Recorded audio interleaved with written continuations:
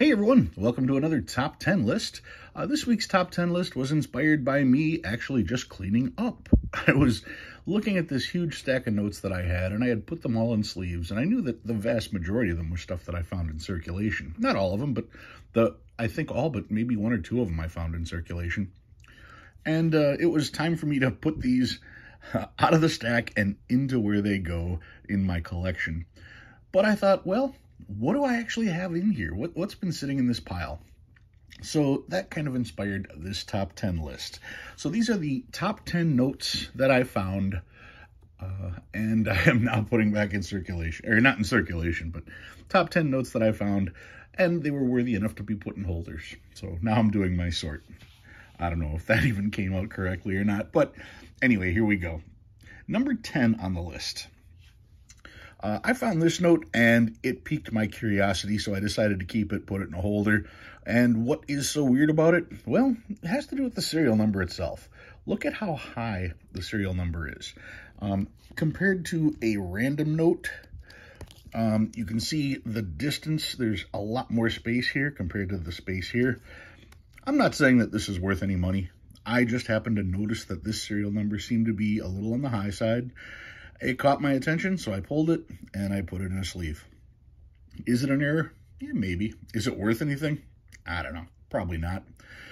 I certainly would not be paying any money for this particular note, but I think it's neat, and that's why I want it to be part of my collection. And that's the important thing.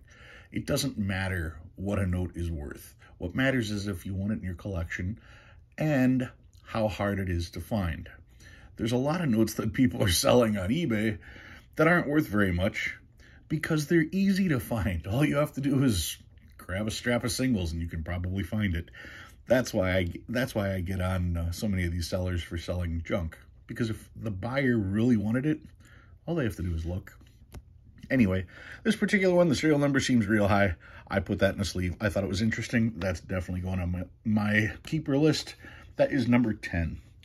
Number 9, I found a couple star notes that were relatively rare. Star notes generally come from a print run of 3.2 million. And these, as you can see, I looked up at mycurrencycollection.com. This one was one out of 644,000, and this one was one of 500,000. So they were both in decent shape, and because they are rare, I put them in sleeves, and being in good shape, being rare, yeah, I'm definitely keeping these. Now, once again, look at the bottom one. Look at how thick this side is and how thin this side is. This bill is miscut. So what? There's no additional value for it being miscut. In fact, that actually takes away from the value. I've told you guys this many times. It's not unless the cut actually interferes with the print does that increase the value of the note. So, if anything, this note is not worth as much as this note. Anyway, that was another group in there. That was the star notes that I had found that ended up being rare. That's number 9. Number 8 on the list. Well, actually, this is also part of number 9. It's another rare star note. This one not necessarily rare for the print run, but rare because it's a 1963. This is the first year that we had Federal Reserve notes that look like this, and it's a star note, and it's in good shape, and it's also off-cut. Who cares about the off-cut? That's not what makes this important. What makes this important is this is a star note from 1963. So that concludes number 9. Number 10, number 9. So now we can go to number 8. And number 8, these were notes that I found that had 5 of a kind. 5 7s on this one. Here's a $5 bill that's got 5 3s, and it's got a 6th. So that's pretty cool. Once again, when I find stuff like this, this is what I find worth keeping. Stuff that you're not going to find that many of. If you dig in your wallet right now, you're not going to come up with 5 of a kind. You may see 4 of a kind. I find quads quite often. But 5 of a kind, not so much. Those of you who watch my weekly strap searches, you know 5 of a kind doesn't pop up very often. But yet, here's a 5 and a 1, both with 5 of a kind. The 5 is nice because I literally had to pull that from circulation. And boy, did that have a chance to be all kinds of neat stuff. One more digit there, and you would have had 6 of a kind. You would have had a binary, but whatever. Ifs and buts, right? I have to take the note for what it is, not what it could have been. And what it is 5 in a row, both of these that way. So that is number 8 on the list. Number 7, what's better than 5 in a row? How about 6 in a row? A couple 6 in a row notes. This one's 49, 222, 222, and the bottom one's really cool. Once again, just really close to being super cool, but 2, 999, 999, 7. If that last digit was a 2, we're 5 away from being an exceptionally cool note. Still, beggars can't be choosers. When you find stuff like this in circulation, 6 in a row does not come up often at all. So that's why this was in my stack, and now I have to find a new home in my binders for these notes. Anyway, that one is, what did I say, number 7, 10, 9, 8. Yep, number 7, 6 in a row. Number 6, I have a binary. This is all 3s and 5s. 5, 3, 5, 3, 5, 5, 5, 3. So that was an interesting find. Now, it's also an alternator with 5 as every other digit. 5, 3, 5, 3, 5, 5, 5, 3. So that's cool, too. Normally, you're looking for a true binary, which would be 1s and 0s, but these are also fun to find as well. Also something that I don't find very often, so I definitely pull them, and when they're in good shape, I'll make sure to put them in a sleeve and keep them in good shape because they just don't pop up that much. So that is number 6, a binary that I found in circulation. Number 5. Let's see. Number 5, I have 2 of these. These, let's see, let's check out that number. 7344, 7344. And this one is 8684, 8684. Yes, I have 2 repeaters. The first 4 digits, then repeat again into the second 4 digits. Repeaters are 1 in 10,000. 1 in 1,000 would be 99.9. So 1 in 10,000 is 99.99 for those of you keeping track at home. Yeah, these are pretty cool. This one happens to be a trinary, which makes it even more rare. And this one happens to be an alternator, making it even more rare. You've got 86, 84, 86, 84. You've got 8 as every other digit on this particular note. Now, these aren't in as nice a shape, but these are hard to find and do carry a little bit of a premium, anywhere from $10 to $20, maybe a little more if they're in good shape. So these are definitely keepers, definitely with some additional value, even though the condition isn't perfect. A pair of repeaters. That is number 5. Number 4. Number 4, I have a bunch of radars. A radar reads the same forward and back. So this is 733000377. Here is 26966962. An easy way is just look at the outside. 2696, reading in from both ends. Here's another one, 446000644. That one's cool. It's a trinary. And look at this one, a binary repeater. Not in the greatest of shape, but you want to talk about a tough serial number. 66633, Yeah, like I said, bad shape, cool number. We've got 666s on there. There's a lot of people that like 666s for one reason or another. To have a 3 of a kind, a pair, 3 of a kind, making a radar, just a cool note. Once again, all these were found in circulation. Let's see, 0s, 3s, and 7s is a trinary. 2s, 6s, and 9s is a trinary. 0s, 4s, and 6s is a trinary. And, of course, the binary right there. So those were all found in circulation, a bunch of radar notes. These could easily go for $20, maybe more. That 666 note probably could go for more, even in rough shape, because of the exact numbers used. Anyway, that is number 4, 10, 9, 8, 7, 6, 5, number 4. Yep. Number 3, this one I bought. I did not find this note in circulation. I bought this one. This one is a 1974 $1 Federal Reserve note, and you can see there's nothing exciting on the front. And even with a little bit of light shining on it, still nothing exciting. Here is the problem. Major ink smear on the back. Now, a lot of people will talk about bleed through, how the ink bleeds through the paper. Look at how dark that ink is. If there was ever an opportunity for ink to bleed through the paper, this would be it. And yet, when we flip it over, there is no bleed through because the ink does not bleed through the paper. So whenever you see bleed through, no, that's not how it works. If, like I said, how much darker does it have to be to need to bleed through the paper? And it's not bleeding through the paper. So that kind of, I rest my case on that one. Anyway, this particular one I found on eBay. It was dirt cheap. Here is another thing that I really want to point out as far as this goes. You can find true printing errors like this ink smear.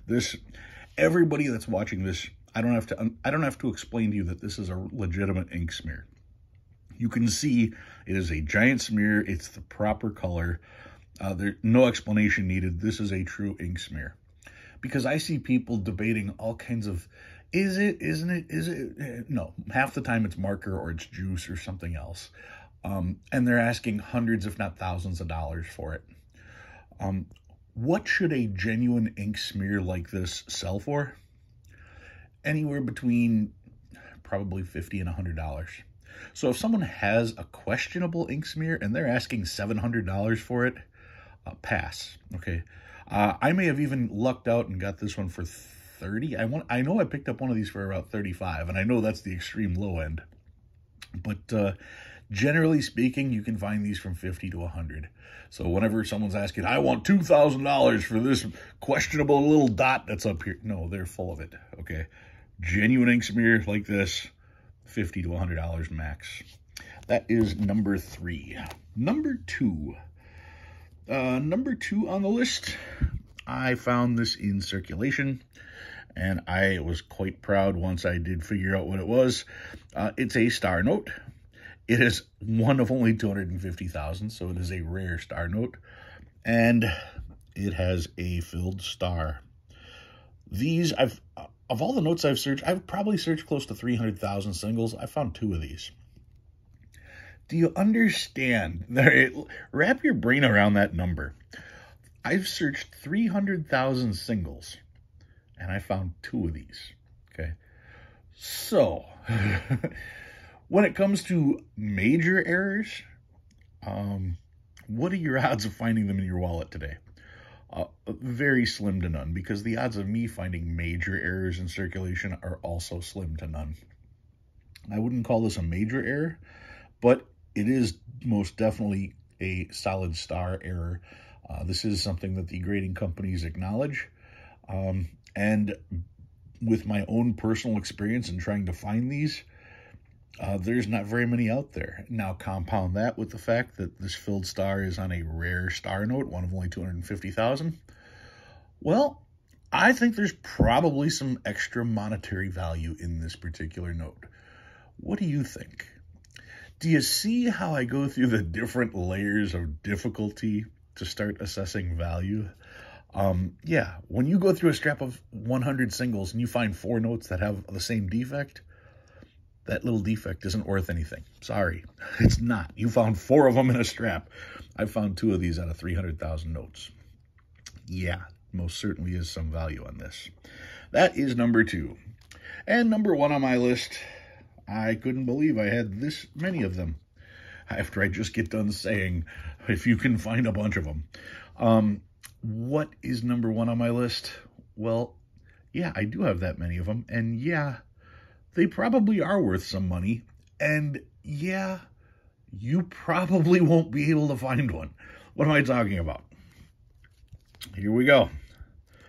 Read this serial number, 15982222. It's quads, right? How about this serial number? 15982222. 2 notes with the exact same serial number. Now, is there anything special about that serial number? No. I mean, it's quads, but quads isn't worth anything. But I save quads hoping to do just that, to match 2 serial numbers.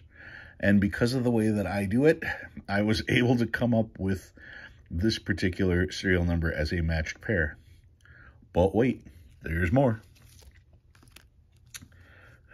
Here's another one. 22221564. 22221564. Another matched pair. I couldn't believe that I found a second matched pair. But we're not going to stop there, because we're going to stop with the ultimate 33338605. both of which in the GD block, so that not only does the serial numbers match, but the Federal Reserve matches and the block matches. So from the GD block, I have 33338605. Now, the odds of matching two serial numbers identically, just the numbers, are 1 in 96 million. They print 96 million notes. Every number is different, so the odds of finding two notes that are the same are 1 in 96 million. Now, I say that because you're not just going to grab two random notes and find that. Now, if you were looking for specific things like radars or stars, or not even stars, but radars, repeaters, 5 of a kind, 6 of a kind, if you're looking for very specific fancy serial numbers, people save those and they put those on eBay all the time. People don't necessarily save quads. They don't necessarily save trinaries. So by me saving trinaries and saving quads, I reduced the number of notes I'd actually have to save, and yet still managed to find 1, 2, 3. Here are 3 pairs of notes that all have the same serial number. I wish you all the luck pairing serial numbers. I know how difficult it is. I also have a paired trinary in my book, but these were the ones that were sitting out on my counter. So that's what I've got for you guys this week. All of the neat stuff that I found in circulation, with the exception of one note, that was sitting out on my counter that I have yet to put away. These are all going back into my binders. If you learned anything new this week, go ahead and hit that like button. If you like what you see and you want to see more, please subscribe. Love reading all your comments. Guys, thank you very much for watching. I'll see you next time.